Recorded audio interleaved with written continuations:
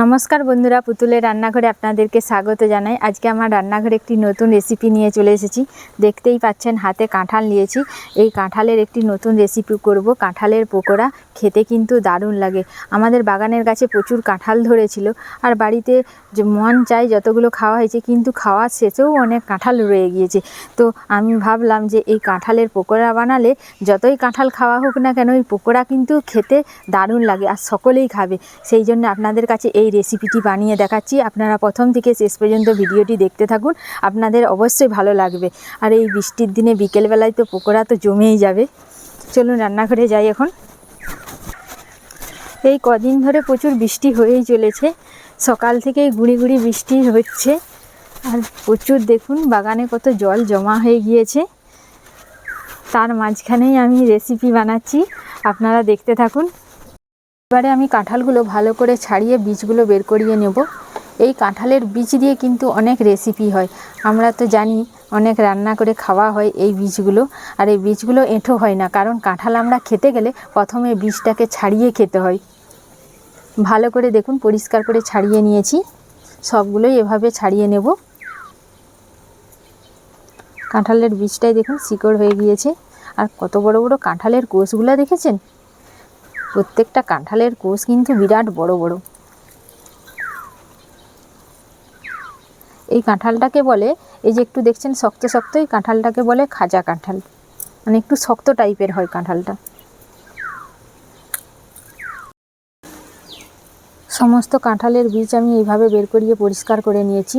এবারে মিক্সিতে আমি পেস্ট করে নেব।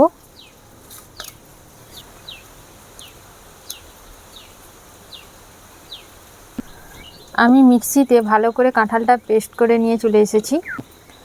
কাঁঠালের পকোড়া করার জন্য আমি এখানে 250 গ্রাম ময়দা নিয়েছি।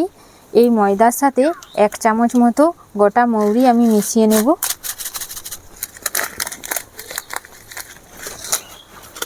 স্বাদ মতো লবণ,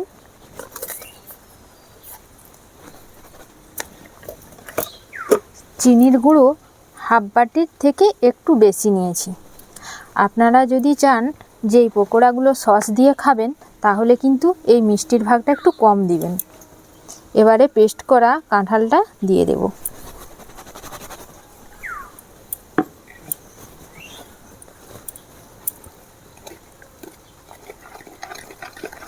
প্রথমে ভালো করে আমি এভাবে মাখিয়ে নেব, প্রথমে কিন্তু জল দেব না।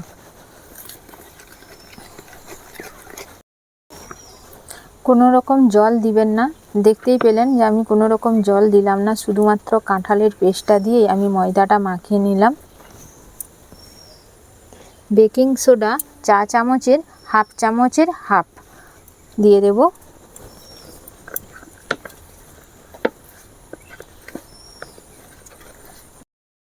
ময়দার ব্যাটারটা দেখুন আমি এরকমভাবে মাখিয়ে নিয়েছি, বেশি শক্তও করিনি আর বেশি নরমও করিনি, ঠিক মিডিয়ামভাবে মাখিয়ে নিয়েছি। এবারে আমি পকোড়াগুলো তেলে ভেজে নেব। পকোড়া ভাজার জন্য আমি কড়া বসিয়ে দিয়েছি, কড়াতে সাদা তেল দিয়ে দিয়েছি। হালকা গরম হলে পকোড়াগুলো ভেজে নেব। তেলটা হালকা গরম হয়ে গিয়েছে, এবারে আমি পকোড়াগুলো ভেজে নেব। বেশি গরম করলে কিন্তু চলবে না তেলটা, তাহলে কি হয় পকোড়াগুলোর উপরটা পুড়ে যাবে।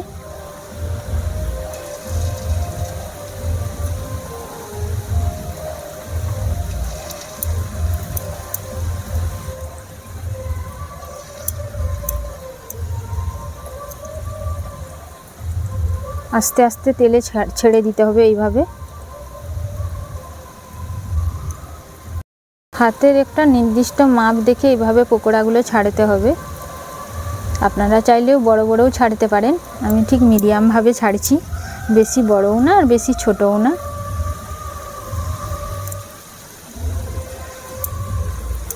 এবারে আমি উল্টিয়ে নেব।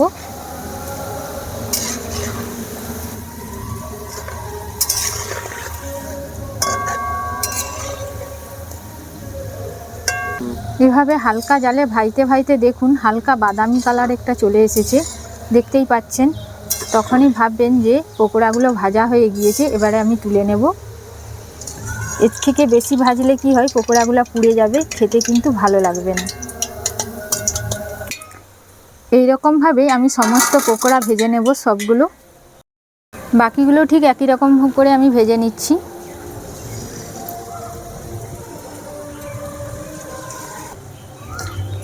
ময়দা তো হাতে শেপ করতে করতে দেখুন হাতে চিটে যাচ্ছে, কোনো অসুবিধা নাই, এভাবেই দেখবেন করবেন ঠিক হয়ে যাবে।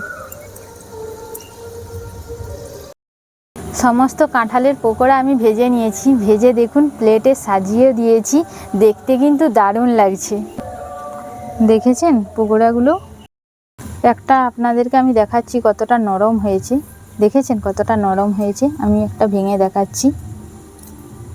খেতে কিন্তু এই পকোড়া দারুণ লাগে, আপনারা বিকেলবেলা চায়ের সাথে খাবেন, খেতে জমে যাবে একদম।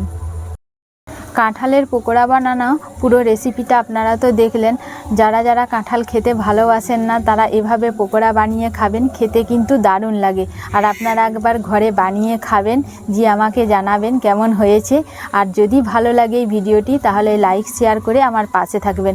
নমস্কার, সবাই সুস্থ থাকবেন, ভালো থাকবেন।